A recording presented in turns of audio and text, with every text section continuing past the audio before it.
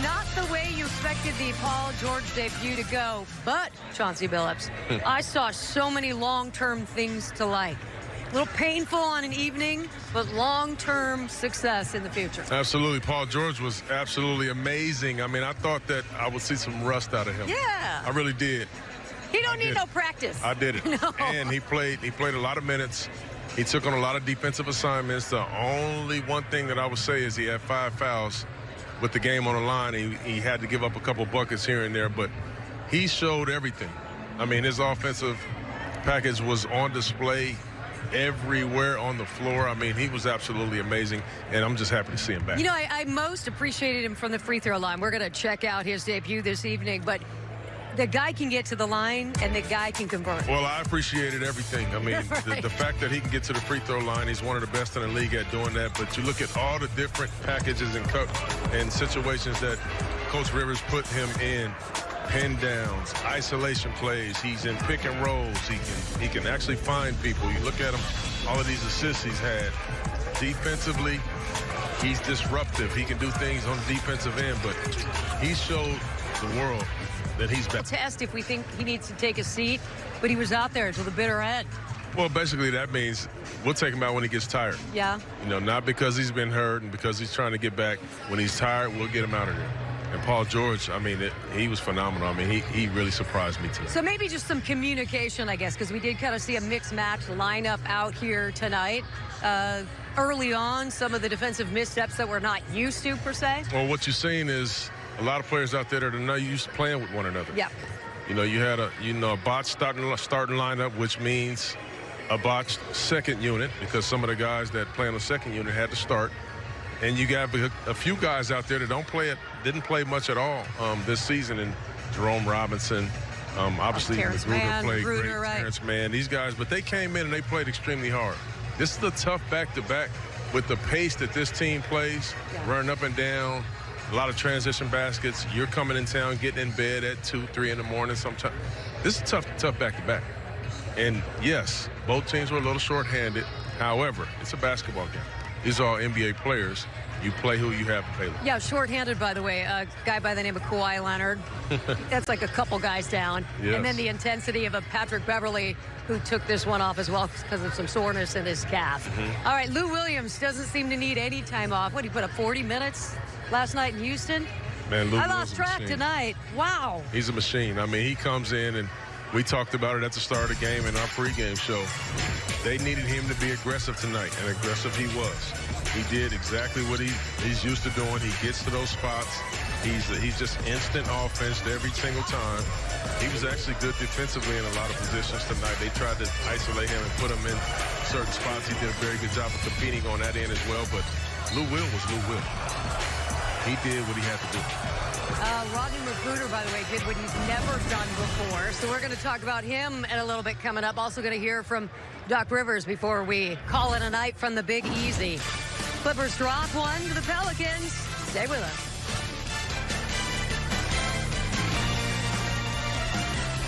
Live is brought to you by Nissan. Choose Nissan today for great offers on our most exciting lineup.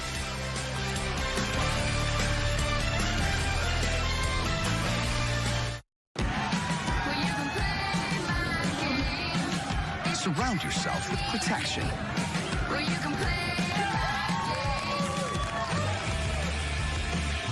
The 2020 Nissan Altima with available. You to throw it up. Well, that confidence comes from the work that you put in. You know, he's there every day early shooting shots. He stays late shooting shots. And that's not just because he was struggling from the three-point line. That's because that's who he is. And that's his work ethic. And guess what? Paul George, Kawhi, Lou Will, they see him putting that work in. So when they see him wide open in the corner, they feel confident that he's going to knock it down. And today he did. All right, also knocking it down in a different way was Montrezl Harrell, who's just putting in a lot of minutes on this road trip. That's fine with him because the motor keeps going. Montrezl, he's such an impressive player. I mean, he did, you know what he does a good job of, and people don't give him a lot of credit. He's a very good, I mean, those nice soft floaters that he shoots, that jump, little sweep and hook that he has. This right here, taking the charge. Two of them? Taking charge. Yeah. He's one of the best in the league at it. He does a very good job of getting there, getting his feet set. We know that he can finish, but also he's a very good secondary playmaker. In pick and rolls, you look at him right here. He finished that one, but he does a good job of catching in that little scoring area and advancing it for a three-point shot to whomever is open. 18 points for Trez tonight, who, by the way, started this one. Again, if you're jumping aboard a little late here, Kawhi Leonard, Patrick Beverly had the night off. So I like the fact that Doc kind of kept Lou and Trez together in that starting lineup. How about you? Well, he knew he needed some scoring, I'm sorry, on the second night of a back-to-back.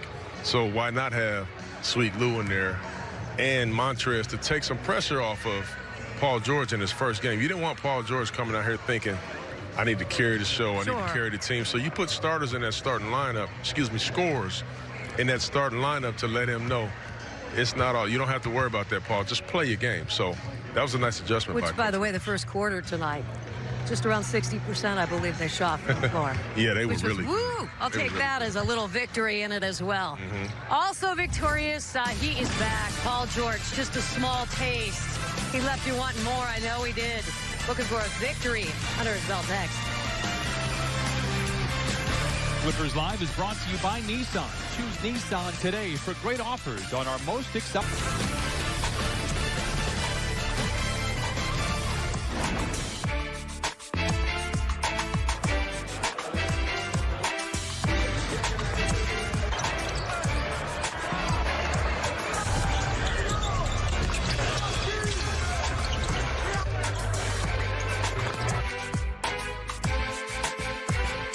Carmack's highlights of the night. Clippers losing to the Pelicans at Smoothie King, but boy, PG was smooth. I can't call him a king because somebody else took that nickname.